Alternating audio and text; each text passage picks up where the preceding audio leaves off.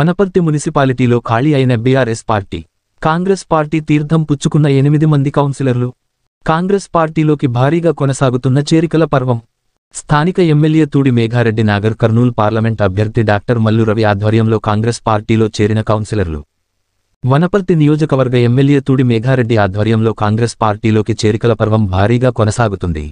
ఈ క్రమంలో ఆదివారం వనపర్తి మున్సిపాలిటీ కౌన్సిలర్లు 8 మంది కాంగ్రెస్ పార్టీలో చేరారు. కాంగ్రెస్ పార్టీలో చేరిన కౌన్సిలర్స్: 13వ వార్డు కౌన్సిలర్ పుట్టపాక మహేష్, 20వ వార్డు కౌన్సిలర్ పాకనాటి కృష్ణ, 7వ వార్డు కౌన్సిలర్ నక్కరాములు, 26వ వార్డు కౌన్సిలర్ జంపన్న యాదవ్, 23వ వార్డు కౌన్సిలర్ భువనేశ్వరి, 19వ వార్డు కౌన్సిలర్ చంద్రకళ, 18వ వార్డు కౌన్సిలర్ సత్యమ్మ, 9వ వార్డు కౌన్సిలర్ భాష ఉన్నారు. పార్టీలో చేరిన నాయకులకు ఎమ్మెల్యే మేఘారెడ్డితో పాటు పార్లమెంట్ అభ్యర్థి డాక్టర్ మల్లు రవి వారికి కాంగ్రెస్ పార్టీ కండువాలను కప్పి పార్టీలోకి ఆహ్వానించారు. ఈ సందర్భంగా మల్లు రవి మాట్లాడుతూ కాంగ్రెస్ పార్టీ నుంచి నాగర్ కర్నూలు పార్లమెంట్ ఎంపీ అభ్యర్థిగా బరిలో నిలిచానని, తనను వనపర్తి నియోజకవర్గంలోని ప్రజలు అఖండ మెజారిటీతో గెలిపించాలని, నియోజకవర్గ అభివృద్ధికి ఎల్లవేళలా అందరికీ అందుబాటులో ఉంటానని ఆయన అన్నారు.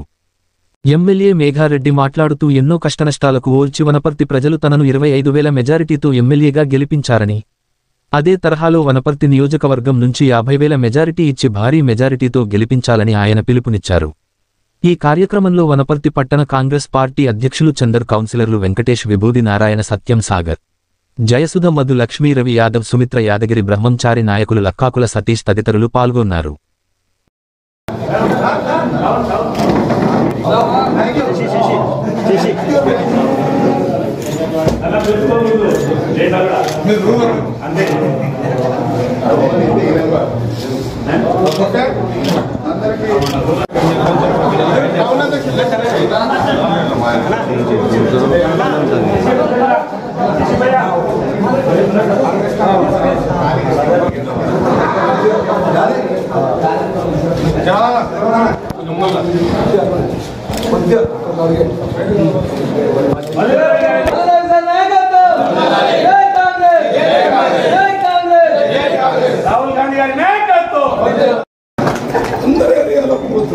అందుకనే నేను మేఘారెడ్డి గారితో చెప్పాను, నేను పార్లమెంట్లో మాట్లాడితే ఇండియా మొత్తానికి వినపడింది, ఇక్కడ మీ దగ్గర మాట్లాడితే వనపర్తి మొత్తం పూర్తిగా వినపడింది.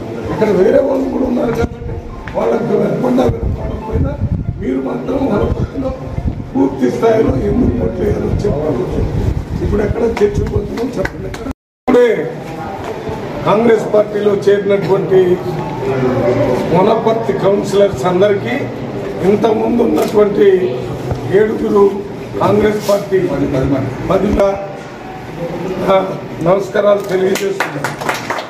కాంగ్రెస్ పార్టీ ఈరోజు వనపర్తి నియోజకవర్గానికి ఈ మధ్యకాలంలోనే ఏఐసిసి కాంగ్రెస్ అధిష్టానం గౌరవ మల్లు రవి గారికి బీఫామ్ అలాట్ చేసిన తర్వాత వనపర్తికి ఈరోజు వచ్చిన్నాడు.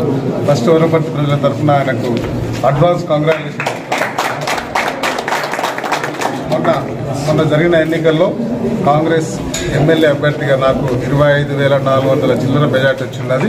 దానికంటే 5 నుంచి 10,000 35,000 మెజార్టీ ఇచ్చే బాధ్యత ఇక్కడ ఉన్న మేమందరం తీసుకుని ఆయన గెలిపించే బాధ్యత కూడా తీసుకుంటాం. దాంతోపాటు ఈరోజు ఒక నియంత పాలన, నికృష్ట పాలన, ఒక దరిద్రం పాలన వనపర్తిలో ఒక ఆయన ఉంటాడు, హైదరాబాద్లో ఒక ఆయన ఉంటాడు. అప్పుడున్న బీఆర్ఎస్ పార్టీ ఆ నియంత పాలనకెళ్ళి బయటికి వచ్చేసి కాంగ్రెస్ ఎలక్షన్లో ముందే రావాల్సి ఉంటే కొన్ని రిస్ట్రిక్షన్స్, కొన్ని కారణాలతో ఇక్కడ ఆగిపోయిన కౌన్సిలర్లందరూ ఈరోజు కాంగ్రెస్ పార్టీలో చేరింది. ఫస్ట్ వాళ్ళందరికీ కాంగ్రెస్ పార్టీలో రాబోయే రోజులలో మీరు ఎప్పుడైనా రావచ్చు, ఎప్పుడైనా మాట్లాడవచ్చు, ఏమన్నా చేయొచ్చు. వనపర్తి నియోజకవర్గంలో అంతా ఫ్రీ ఎమ్మెల్యే, ఫ్రీ సిస్టమ్ మొత్తం అంతా. మధ్యలో ఓఎస్డీలు ఉండరు, టీఏలు ఉండరు, ఇంకెవ్వరు ఉండరు, వేరే బిరామీలు ఉండరు, దత్తపుత్రులు ఉండరు, ఎవరు ఉండరు.